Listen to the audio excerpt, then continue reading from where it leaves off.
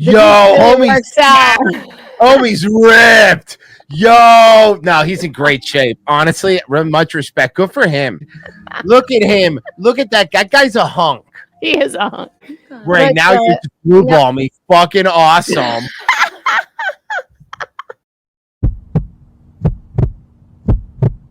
There's another one. This bitch. I know I think it's disgusting. And also the worst part about this whole thing is not that she's a stupid bitch. She is. That's not the worst thing? No, the worst thing is that by proxy now I know that Ryan Reynolds is also a stupid bitch. I like Ryan Reynolds. I liked him. I don't like that he got ruined for me in that process. I actually liked him. And then you fucking find out, at least I like his movies. I don't know him as a person. And then you find out that he's also kind of a bitch. And I'm like, oh, you guys suck. You guys are like the worst couple. You guys are like the worst couple. Everybody, I have sort of known through social media and through his videos, Royce, for I guess a couple of years. A couple years now, casually, just now meeting Marie, his lovely wife. And so welcome. Thank you. Well, thank you for having us on. Yeah, it's been a bit. We've been saying we got to do something for a while, so now we're finally doing it. So I know. And here's how I discovered your show. Chris Hardwick, I don't know if people remember or not. He was the guy who hosted that show post Walking Dead. So the zombie show Walking Dead. Talking Dead. Talking Dead. Thank you. Exactly. And also he was a founder of the Nerdist podcast, which I didn't know what it was, but it had sold apparently he ended up selling it for like a shitload of money, right?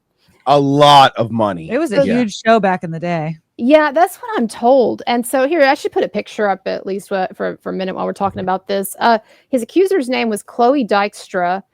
And would you say that she's like, I'm not trying to be mean, but would you say that she's like kind of a D-list celebrity? Is that a good way of...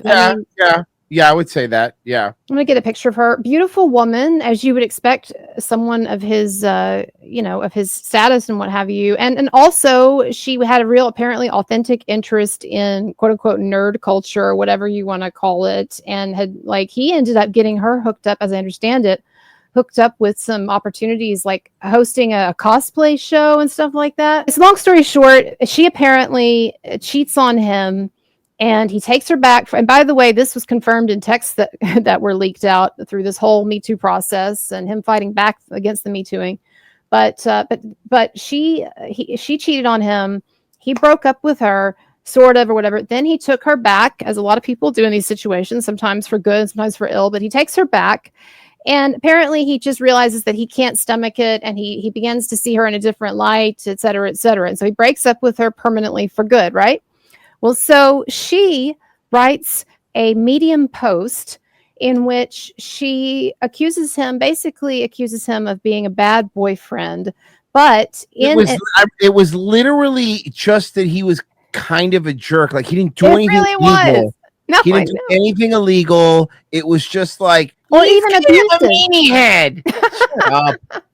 Well, and here's the unfortunate thing that really got him, unfortunately, like I said, is that she did include one passage where here's the setup. He wanted to have sex. She didn't feel like it. She was too tired or whatever. Like no one's ever experienced that in a relationship before. But anyway, and so she says, I let him, because I wanted to make him happy. I quote, let him sexually assault me.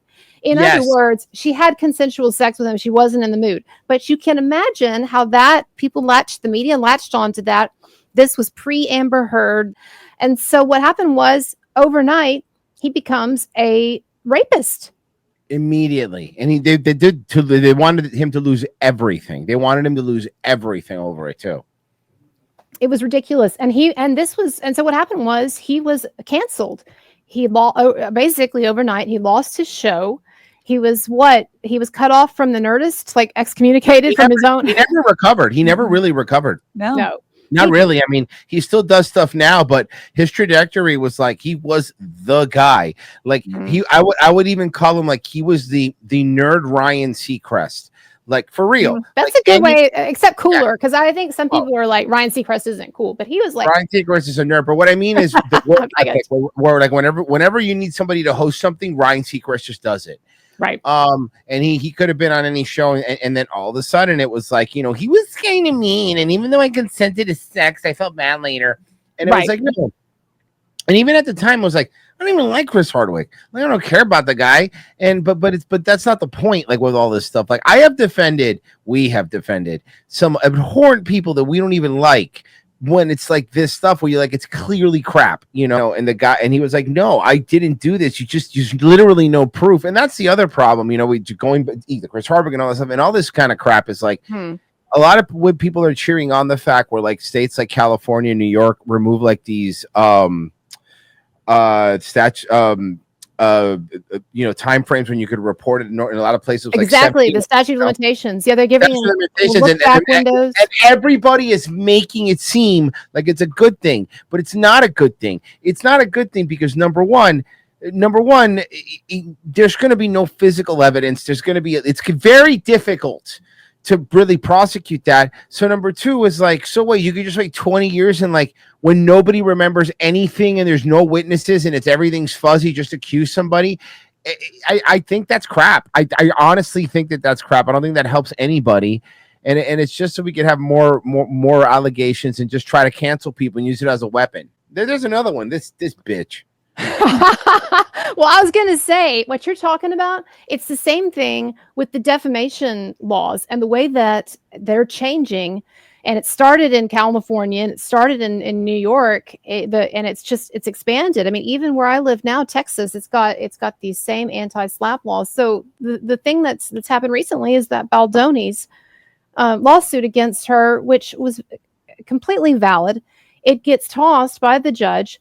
And there are all of these statutes popping up everywhere that basically function on the premise that when women accuse men of sexual harassment or sexual assault, they are pretty much always telling the truth. And therefore, when men sue women for defamation, their defamation lawsuits basically are pretty much always false. And so, and are just retaliatory and are ways of trying to punish or silence these victims. And so therefore these states now have all of these statutes intended to get these things dismissed as early on as possible. And so it's what you're talking about there is similar. It's really frustrating what's happening.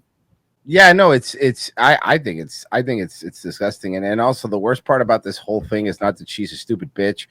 And that's not she is. That's not the worst thing. No, the worst thing is that by proxy now I know that Ryan Reynolds is also a stupid bitch, and I like Ryan Reynolds. I liked him. I don't like that he got ruined for me in that process. I actually liked him, and then you fucking find out. At least I like his movies. I don't know him as a person, and then you find out that he's also kind of a bitch, and I'm like, oh, you guys suck. You guys are like the worst couple. You guys are like the worst couple. Look, she's worse than him. I know that.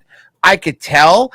But he is just completely broken. You think that she is? You think she's the worst? Yes, she's the worst. He's bad. Do not get me wrong. Some people like Candace Owens have been speculating that they're hearing that he's more of the driving engine, but you don't know. No. 100% no. I will die on this hill. I am not defending him. He enables her behavior. And you know what they are?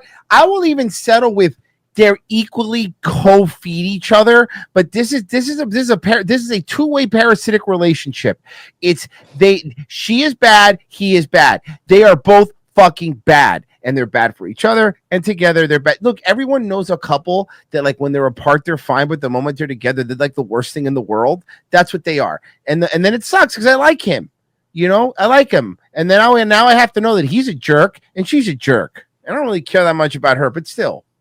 Do you have an opinion, Marie, on their dynamic? Because I find that like when I talk to women have a little have a bit more insight. Do you think? Well, let me ask you this: have you followed this at all? No, I am crazily uninformed. I know they're fighting. Okay, no. Give her a quick rundown. She'll like this. Yeah, actually. No. I don't. Yeah, I think he snap judgment calls. So Blake invited or asked Baldwin to come to her penthouse and to rehearse some lines with her, and he shows up. And that's what they went for. But that's my point. And then Ryan Reynolds ambushes them because he's also a prick. This sounds like a setup. But it's a setup. But the whole thing is stupid. And here's why. Because let's say Ryan Reynolds got mad because of love scenes or whatever. But Ryan Reynolds is like bang chicks in movies all over the place. I was just going to say, I'm like, just recently in the Deadpool movie, he's having a sex scene with Morena Baccarin. Yeah. And she's like the hottest person ever. Yeah. So she is. I'll agree with that. Like if they didn't divorce from that, then why would it matter when Blake does it? I don't know. Sometimes men, some guys can be, I guess, jealous. I don't know. It could be. This is us at Comic-Con. That's me as Bane, and that's Marie as Wonder Woman. That's Maria. Oh, let me get a big shot. Oh, just a minute. I made you go. She is one of my favorites, and of course, she's wearing a giant oversized sweater because of the fact that there was a lot of fat people in front and behind me that smelled bad that were also touching her. So I completely understand why she's like, I'm going to wear the fluffiest sweater I have in my closet so that no one touches me. I get it. Oh man, well, you get. But anyway, Ryan Reynolds is always did plenty of sex scenes in his movies, and then in Waiting, when he was waiting for a 17-year, that was a weird one. Waiting's funny, but that weird scene with like the hostess that didn't age well at all. Right. Well, to answer you on what my take is on that whole thing, it sounds like Blake and Ryan had it in to get more writing credits the entire time, and they're both actors, and they staged it from start to finish, including the overreaction. No, I disagree. I think that it wasn't because it was a love scene. I don't think that bothered him.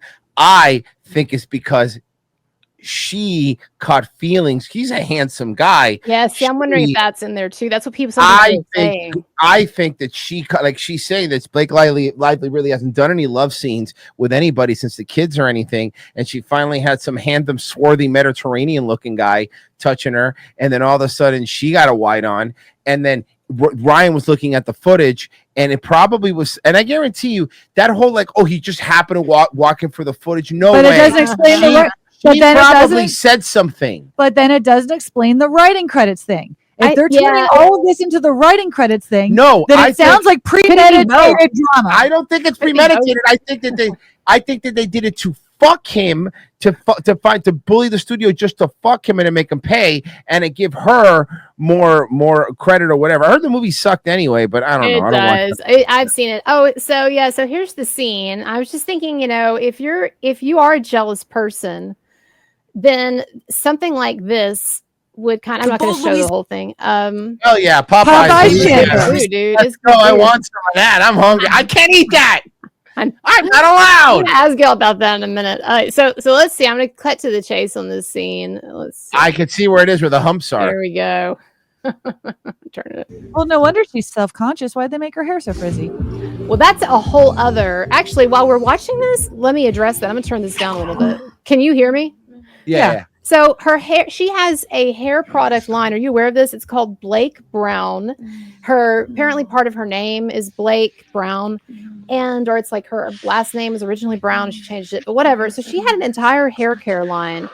And so, by the way, I could see Ryan, if he were jealous, getting freaked out by this. There's one where he takes off. I'm just going to skip to it. He takes off his shirt, and it's like the dude clearly. Homie's ripped. Yo, no, he's in great shape. Honestly, much respect. Good for him. Good for him. Yeah. So he works out a lot, but I could see this like bugging them. Oh, I see why he got. See, I think it's the thing I said. Now. Oh, look there! Look at those. It's the thing I said. Look at him. Look at that guy. That guy's a hunk. He is a hunk.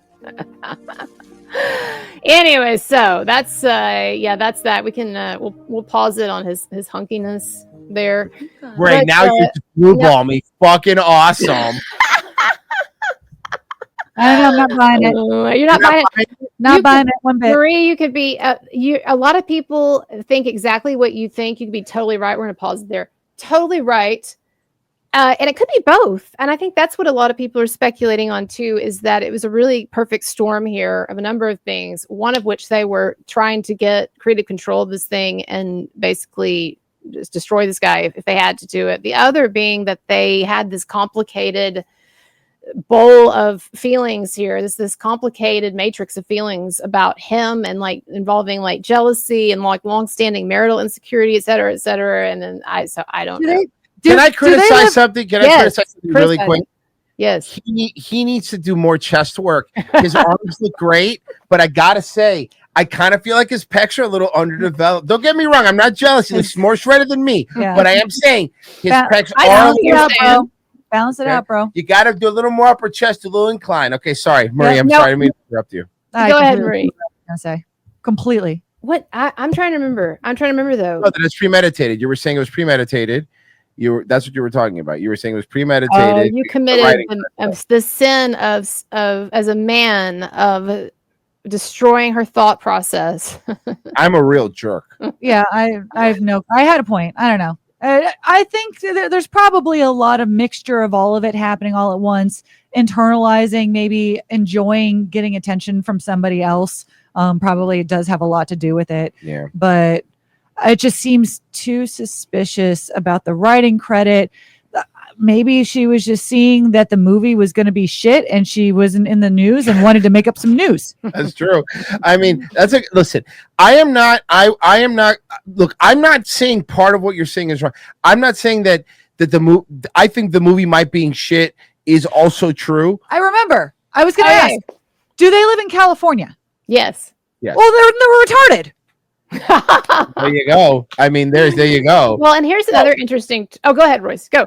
No, I'm just saying. Oh, that's the salient point I interrupted. Yes. Yeah. There's nothing else to say. There's nothing else to say after. Well, they live in California. Oh my God. So I have a poker, which is annoying. Oh my God. Okay, sorry. I don't remember what I was going to say either now. Sorry, see, I'm interrupting all you women. I'm so sorry. Please do not write an article. Do not write an article of a Medium of how I'm mean to you. I don't want to get canceled. I am going to get you canceled based off of tonight, Royce. And if she doesn't, I will. Stop it. Oh, you know what? The two of us together, Marie, both of us, we could totally end it. Oh, they definitely would believe the wife. Revenge of the Sis is done. No. This is enough. Oh, here's what I was going to say. I remembered it. I want a writing credit or I'm blackmailing both of you. This is what was it? Oh, now I lost it again. Damn it. Guys, we're really dumb. Oh man, we have had happens on the show. This is well, they worked out too hard today, I'm sure, but I don't have an excuse for why I keep forgetting shit. Oh, but I do think. Oh, I know what it was. Marie, I don't know if you knew this or not, but Baldwin, he had, prior to this whole saga, he had written a book called Undefining My Masculinity. And he was, I don't want to use disparaging terms because I did find out later that a lot of his beliefs come from spirituality and his Baha'i faith. So it's more complicated than a political woke thing. But he did have a lot of really sort of modern feminist victim-focused views and very much a believe women mentality, and had even given speeches before and had said on podcasts that you need to believe women, the women in your life, even if you don't want to, et cetera, et cetera. So that was all so much funnier. I know. Well, so that was the twist here. That's the twist here too, that a lot of people find interesting, is that it's really, I don't know if it has been a wake-up call for him, and if it hasn't, it's a true talking from the Lord above. It turns out that, and this is crazy, guys. I listen. I don't mean to be too edgy on your show, but it turns out that people in Hollywood are kind of fucked up.